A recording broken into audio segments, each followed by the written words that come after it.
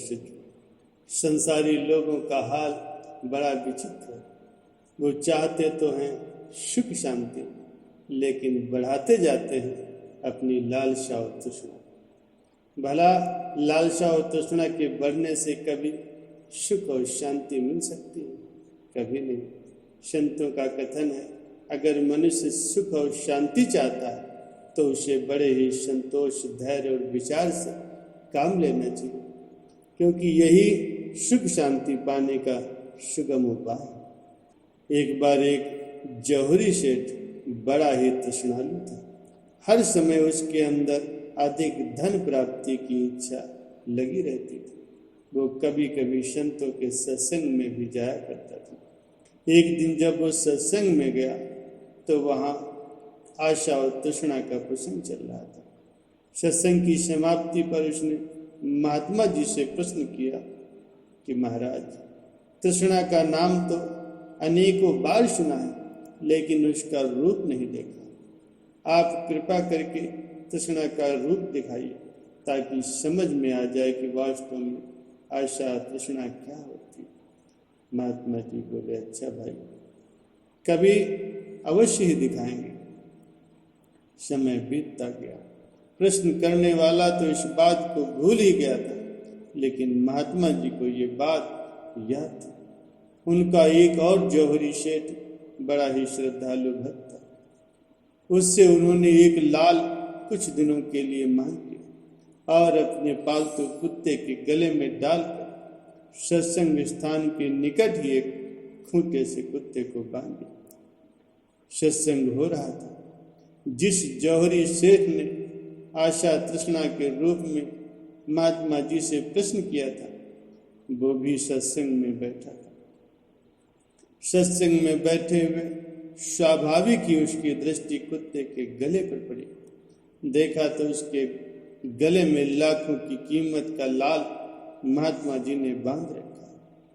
सोचने लगा कि ऐसा लगता है कि महात्मा जी को इस लाल की कीमत का कोई ज्ञान नहीं, न जाने इनको ये कहाँ से मिल गया, और उन्होंने इसे एक सुंदर पत्थर समझकर कुत्ते के गले में बांध दिया। अगर इन्हें पता होता कि ये बड़ी भारी कीमत का लाल है तो ये कुत्ते के गले में न बांधते। मन में लालसा उपजी कि किसी न किसी युक्ति से इस लाल को अपने हाथ में लेना चाहिए। दूसरे अन्य श्रोता भी सत्संग सुन रहे थे, लेकिन ये अपने मन में उस लाल को पाने की गिनतियां गिन रहा था। सत्संग की समाप्ति पर जब सभी लोग वहां से चले गए, लेकिन ये तब भी बैठे। महात्मा जी उसके मन की अवस्था को जान रहे थे कि ये क्यों बैठा।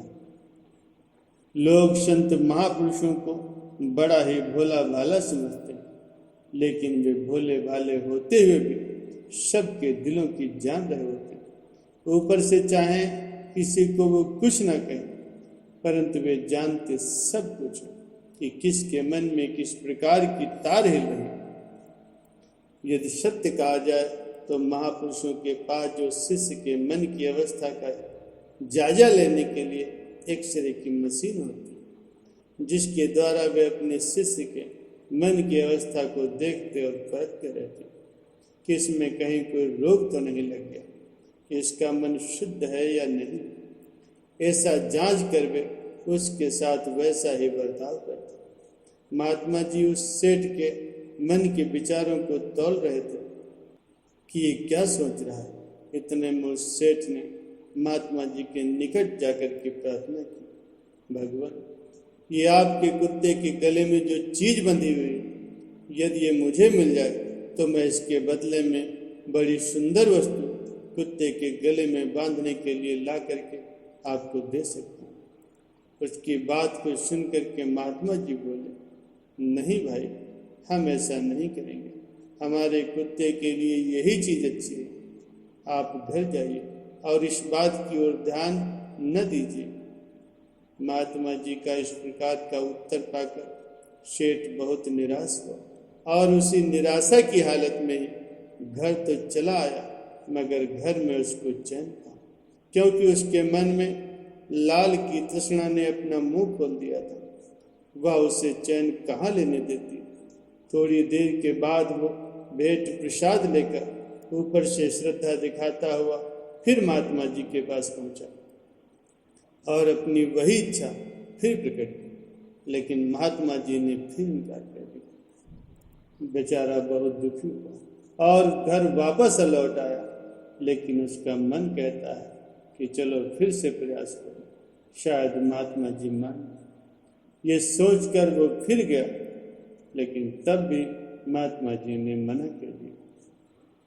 इस प्रकार उस बेचारे सेठ ने महात्मा जी के पास अनेक ही चक्कर काटे, लेकिन सफलता नहीं मिली। इधर तृष्णा ने बढ़ते बढ़ते उसे बावला सा बना दिया था।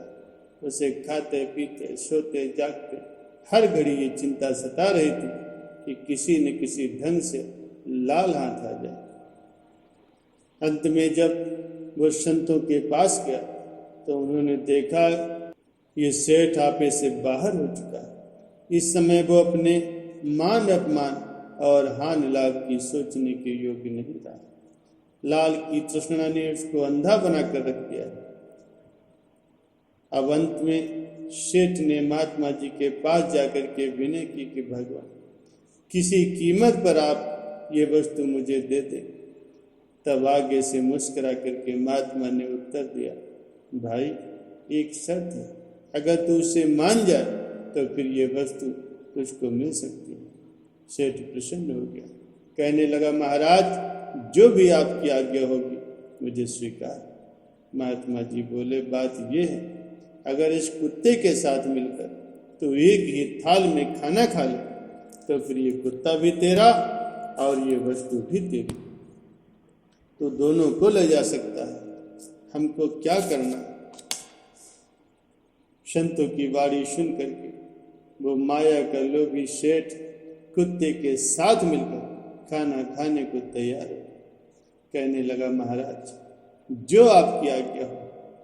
तब महात्मा जी ने अपने एक प्रेमी को आज्ञा दी कि वो भोजन तैयार करे। गुरु के इशारे को समझकर उस प्रेमी ने बहुत ही पतली सी खीर तैयार की, जिसमें चावल कम और दूध अधिक था, और एक बड़े थाल में भर करके ऊंची जगह पर रख करके कुत्ते को छोड़ दिया गया। कुत्ता खीर खाने लगा। महात्मा जी बोले, सेठ जी अब तुम भी खाओ। देखकर ये दिल में सोचने लगा कि बड़ी मुश्किल आ पड़ी है, अब क्या किया जाए। लेकिन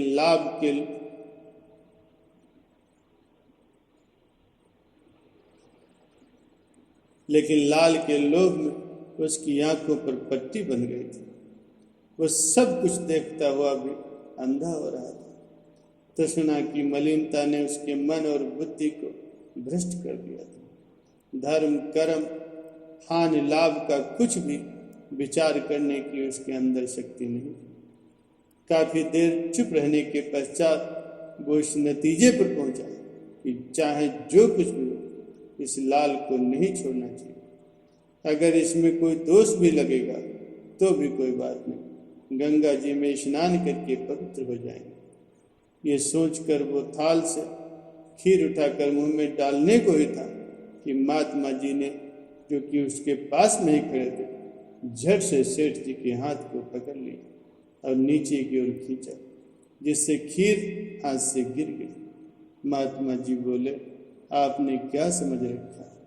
क्या हम नहीं जानते इस कुत्ते के गले में क्या बंधा हुआ? इसके गले में लाखों की कीमत का सच्चा लाल बंधा हुआ।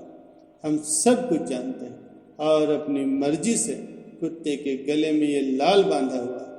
आपने समझा होगा कि महात्मा जी तो भोले वाले, इनसे छल बल करके इसे प्राप्त कर लूंगा, मगर तुम भूल में थे और इसी भूल से ही अपने धर्म से पतित होने लगे थे। महात्मा जी के वचन सुनकर के वो सेठ बहुत ही लज्जित हुआ और कहने लगा, महाराज अगर यही बात थी तो आप मुझे पहले ही बता देते, नाहक ही मुझे इतना परेशान किया। महात्मा जी बोले, भाई इसमें कोई बुरा मानने की बात नहीं, ये तो आपकी उस प्रश्न का उत्तर था जो असली रूप में आपको दिया गया है। आपको याद होगा कि जब आपने तृष्णा का रूप हमसे पूछा था तो वो रूप आपको आज दर्शाया गया है। आप महसूस न कीजिए। संतों का प्रयोजन केवल दूसरों को शिक्षा देना होता है, किसी के साथ बैर भाव उनका नहीं होता। महापुरुषों के वचनों को सुन करके उस सेठ की आंखें खुल गई और वो महात्मा जी के चरणों में गिर करके माफी मांगने लगा।